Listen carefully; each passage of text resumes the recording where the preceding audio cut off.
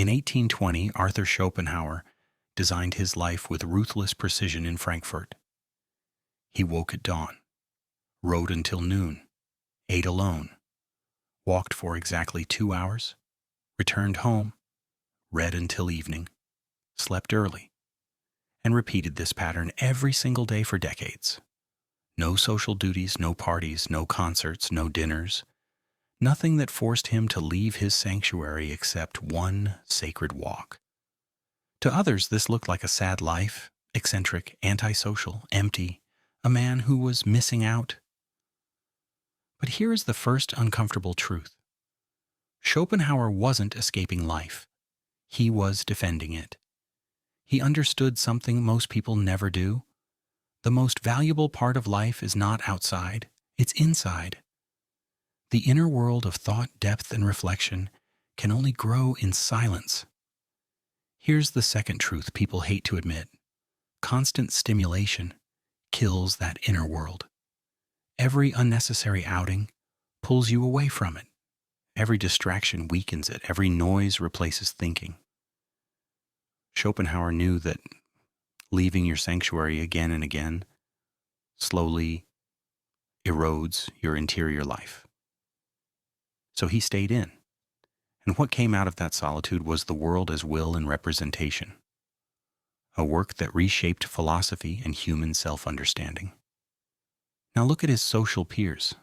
Always out, always busy, always living. What did they produce? Nothing that survived them. Their ideas vanished, their names faded. Their nights out left no trace. Final truth. They spent their lives going out and never discovered what could be built by staying in. There is a pattern hiding in how meaningful work is actually created. It always looks the same. Routine, a protected space, time cut off from noise, not inspiration, not motivation, not new experiences. But what if everything you were taught about going out is backwards? What if the thing people praise most, like restaurants, events, nights out, constant movement, is quietly sabotaging your ability to build anything real? Here is the question most people avoid because it's uncomfortable.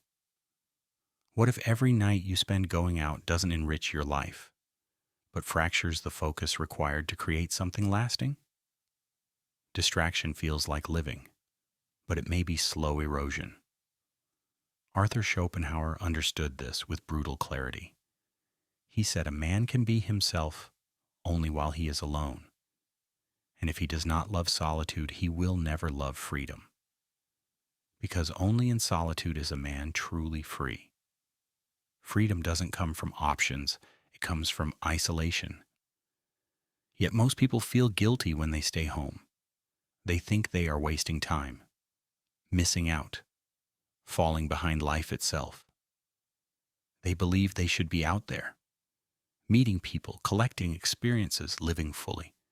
This guilt is not natural, it's learned, and it keeps them permanently fragmented, always moving, never deep, never still long enough to become anything more than a consumer of moments. They measure life by what they collect on the outside, not by what they build on the inside. Experiences stacked, photos saved, stories told. And this is where the self-deception begins. Because accumulation is not depth. But there is another type of person, someone who understands a quiet truth most people never see. The richest experiences do not happen outside. They happen internally. Meaning is not born from novelty. It is built through routine, through repetition, through staying long enough in one place to let something grow. So what separates these two kinds of people? What did Schopenhauer understand about fulfillment that the always busy, always out crowd completely misses? Stay with me, because this is where the illusion cracks. What I'm about to say will challenge everything you were taught about experiences, routine, and what going out is really costing you. Schopenhauer identified two enemies of human happiness: pain and boredom. Modern culture has trained you to fear boredom above all else. Boredom is treated like a disease. Routine is called death. Stillness is labeled failure. You are told that if you are not chasing new experiences, you are wasting your life. This is not wisdom. It is conditioning. And it serves the blind will to live, not your fulfillment. Look at the tyranny of novelty in modern life. New restaurants you have to try, events you should attend, places you're told you must see, experiences you're warned you're missing if you stay home. This pressure is not expanding your life. It is fragmenting it, pulling your attention apart until nothing deep can survive long enough to matter. 2. Social media intensifies this illusion. Endless photos of nights out, trips, dinners, adventures. A constant signal telling you that real life is happening somewhere else. And if you stay home, you're falling behind, missing life itself. But this is where Schopenhauer saw deeper than most. True depth does not come from novelty. It comes from repetition. Mastery is built through routine, not variety. Real understanding comes from staying with the same questions long enough for them to open, not from bouncing endlessly between new stimuli. Constant excitement feels productive, but it blocks depth. The person who is always going out is like someone endlessly channel surfing. They see many things briefly. Nothing stays. Nothing sinks in. No real engagement. The person who stays in is different. They are like someone rereading one profound book again and again. Each time, new layers appear. Meaning deepens. Insight grows. Which creates more value to you, a shallow familiarity with many things, or deep understanding of a few that actually matter? Seneca captured this perfectly. To be everywhere is to be nowhere, and going out constantly makes you everywhere. Your attention scattered across dozens of places, hundreds of moments. And because of that, you are nowhere. No deep connection to place, no sustained relationship with anything. Scattered attention feels rich, but it produces inner poverty. Schopenhauer's routine did the opposite. Walking the same path, seeing the same streets, returning to the same thoughts. This repetition didn't shrink his world.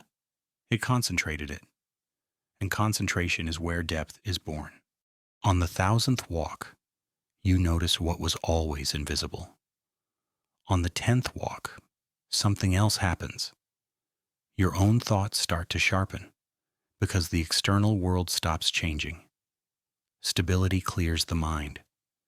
Routine creates the mental space where philosophy becomes possible, where understanding grows slowly through patience and repetition. Novelty destroys this process. When the mind is constantly adjusting to new places, new faces, new noise, it never settles. And a mind that never settles cannot think deeply. The person who is always going out experiences more but understands less. The person who stays in understands more, even if they experience less. One collects stories about places visited. The other gains insight into existence itself. This is what Schopenhauer understood, and what modern culture has almost completely forgotten. Your home is not just a place to sleep. It is a laboratory for thought, a creative sanctuary. Every night you spend away weakens that sanctuary. A real sanctuary requires time, presence, repetition. You cannot form a deep relationship with a place you barely inhabit. It also requires optimization. Books arranged around how you think, lighting adjusted for reading and writing, routines designed to work with the space, not against it, morning writing at the same desk, evening reading in the same chair, and most importantly, protection. Protection from constant interruption, from social obligations that pull you out, from events that fragment your time. Without protection, Depth never has a chance to form. All of this collapses the moment you start going out all the time. Schopenhauer built his sanctuary with almost monastic precision. His apartment wasn't random. It was engineered. Every object served the work. Every habit reinforced thinking. His routine wasn't restrictive. It fully leveraged the space he lived in. This wasn't antisocial behavior. It was professional necessity. You cannot write philosophy while bouncing between dinners and events. You cannot build a coherent system of thought while your attention is constantly split by social obligations. Fragmented time produces fragmented thinking. Here's what modern culture gets completely backwards. Staying home is labeled boring, limiting, antisocial. You're told that real life happens out there. This belief quietly kills meaningful work, because meaning requires staying in. Creative output requires sanctuary. Intellectual growth requires protected time inside an optimized environment. The person who is always going out produces noise. The person who protects their sanctuary produces substance. History is brutally clear about this. Think about anyone you truly admire for their work. Writers who created great books, philosophers who built lasting systems, scientists who made real breakthroughs. None of them lived fragmented lives. They didn't build their work between events. They built it in isolation, routine, and long stretches of uninterrupted focus. Greatness doesn't come from being everywhere. It comes from staying in one place long enough to go deep. None of them lived that way. None of them were constantly going out. Every person who produced something lasting protected their sanctuary time with discipline. Blaise Pascal said it clearly.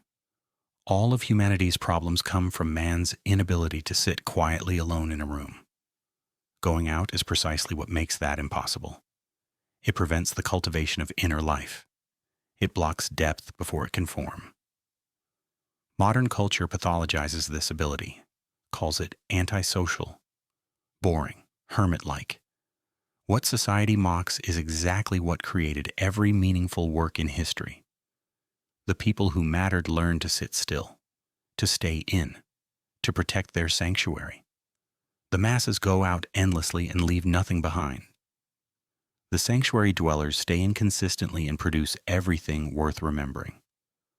Seneca pointed to the deeper cost when he wrote that it's not that we have a short time to live, but that we waste much of it. The waste isn't just time, it's energy, mental bandwidth, creative capacity, and going out drains all of it faster than people realize. Think about the real cost of a single night out. Preparation.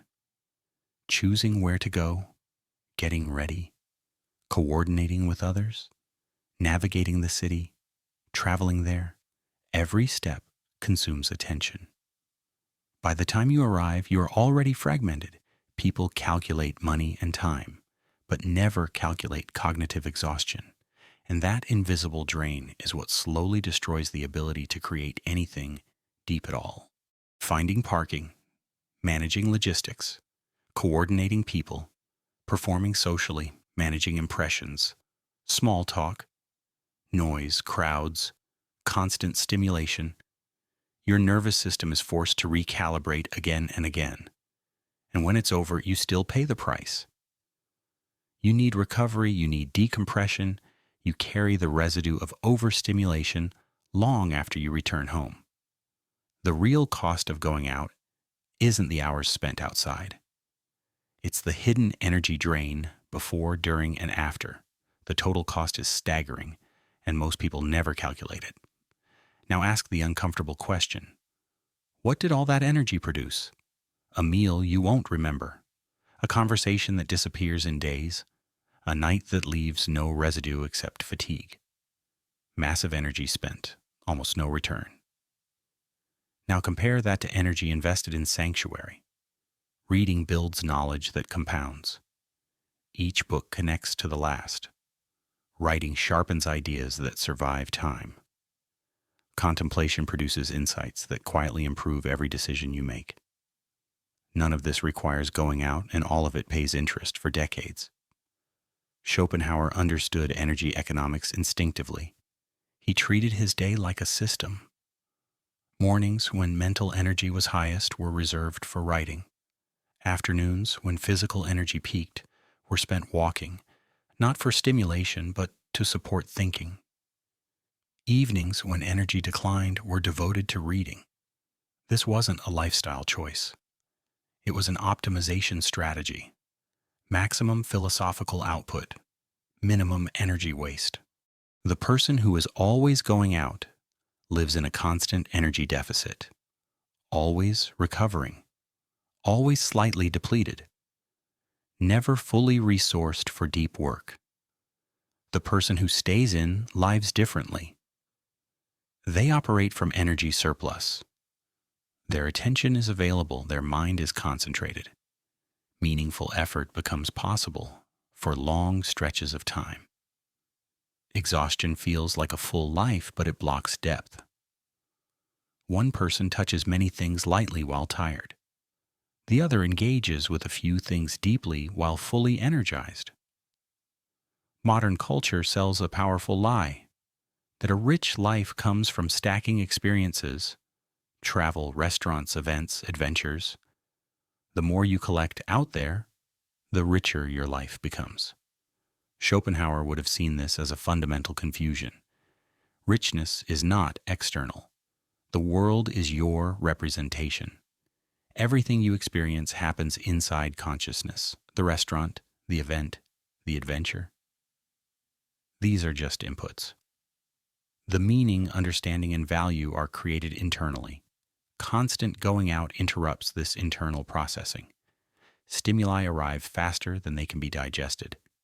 Nothing turns into insight. Nothing becomes real experience.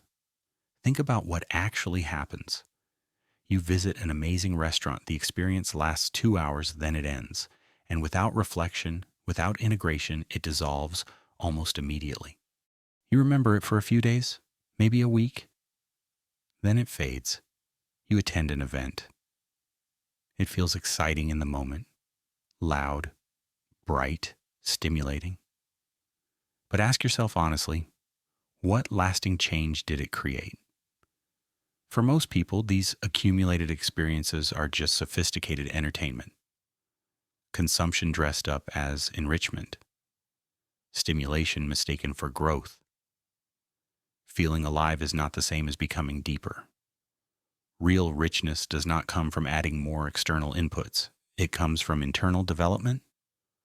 The person who stays in with great books experiences more than the person who is always out. Because reading the Brothers Karamazov permanently changes how you understand human nature. That understanding reshapes every conversation, every conflict, every decision for the rest of your life. One book can enrich thousands of future experiences. Another restaurant changes nothing.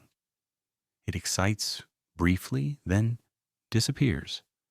Temporary stimulation always fades. Seneca understood this clearly when he said, "It is not the man who has too little, but the man who craves more, who is poor." Going out trains craving, more novelty, more stimulation, more experiences to chase. You slowly become dependent on external input to feel alive. The sanctuary dweller develops something far more powerful, internal richness, a mind that doesn't need constant stimulation. Someone who can sit alone with their thoughts and find them endlessly engaging. When your inner world is rich, the outside world becomes optional. Thoreau went to Walden not to experience more, but to experience deeper. I went to the woods because I wished to live deliberately, to front only the essential facts of life. Deliberate living is impossible when your attention is constantly pulled outward. You cannot face what is essential while drowning in inessential stimulation. A rich life is not built by collecting forgettable moments. It is built through internal development, through reading that permanently reshapes understanding, through contemplation that deepens wisdom, not through experiences that entertain briefly and leave nothing behind. Most experiences feel full in the moment, but empty in memory. Schopenhauer understood something radical about freedom. True freedom is the ability to refuse what others treat as mandatory. And this is where modern culture quietly enslaves people. Going out is framed as an obligation. Staying in is framed as failure. Missing out, falling behind life itself. This pressure is not harmless. It is tyranny disguised as normality, and freedom begins the moment you refuse it. Think about how many social obligations pull you outward.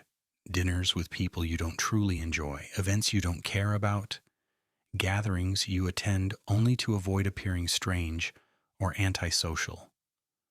None of this serves your inner life. None of it moves your work forward. Every unnecessary obligation fragments the one thing meaningful work requires: sustained, protected time. And without that protection, depth never has a chance to form. Refusing is hard. People judge you. They label you antisocial, boring, disconnected, missing out. This is exactly what Schopenhauer faced. And he refused anyway. He understood something most people never do. Their judgment is irrelevant. Social pressure does not serve your interests. It serves theirs. The freedom to stay in is not laziness. It is the freedom to protect time. Time required to build something meaningful. Time required for work only you can do. Seneca gave a simple rule: associate with people who improve you.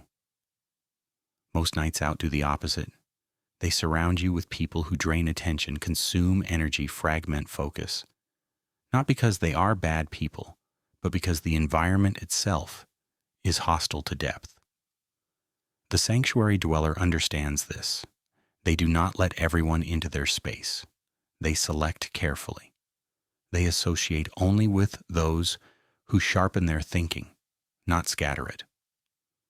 Marcus Aurelius understood the danger of the crowd when he wrote that the goal of life is not to be on the side of the majority, but to avoid finding yourself among the insane.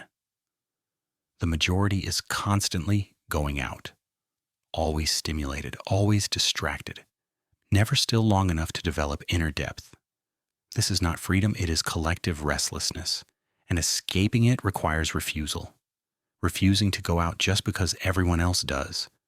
Refusing to obey social pressure disguised as normal life. The truly free person stays in, protects their sanctuary, or rejects pointless obligation, and builds an interior life strong enough to produce work that actually matters. You're standing at a choice right now. Down one path lies what culture loudly celebrates: constant movement, constant going out, accumulating experiences, always being where something is happening. You'll collect stories, photos, memories of places you've been, and in rare quiet moments alone, a question will surface. Why do I feel empty after all this? Why have I built nothing lasting? Why is my inner life so thin despite so many experiences? Down the other path lies something far rarer: the deliberate cultivation of sanctuary, staying in, protecting time, building routine, developing inner depth that doesn't need constant stimulation. This path offers no applause and no validation, except one guarantee: you will build something meaningful. You will develop real understanding. You will create work that outlives temporary excitement. Talent hits a target others can't hit. Genius hits a target others can't even see. But you cannot see invisible targets while constantly distracted. Sustained focus is not optional. It is the price of depth. Marcus Aurelius understood this clearly. Very little is needed to make a happy life. Everything essential is already within you. But what's within you only develops if you spend time there, not out there, inside. staying in instead of constantly going out. Comment below. I choose depth over distraction. Let's see how many are actually ready to stop fragmenting their lives through constant going out. How many are willing to protect the time meaningful work demands? Most people don't lack talent, they lack uninterrupted time. The person who's always going out experiences many things on the surface and understands almost nothing deeply. The person who stays in experiences fewer things, but understands life more fully. Depth always beats quantity. The choice is yours. The pressure to go out never stops. The judgment for staying in is real. People will question you, label you boring, say you're missing life. You are allowed to refuse. And in that refusal, something surprising happens. You discover that you never needed constant external experiences to build a rich life. What you needed was protected time, an optimized space, a sanctuary where inner depth could actually form. Interior depth doesn't limit experience, it upgrades it. It makes every experience richer, clearer, more meaningful. Schopenhauer stayed in and produced philosophy that still shapes minds centuries later. His constantly going out contemporaries left nothing behind. Forgotten names, forgotten lives. The difference was not intelligence, it was courage. The courage to stay in when everyone else went out. Now act accordingly.